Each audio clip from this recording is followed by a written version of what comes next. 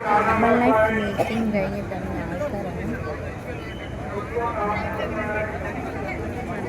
ഇങ്ങോട്ട് വന്നില്ലല്ലോ.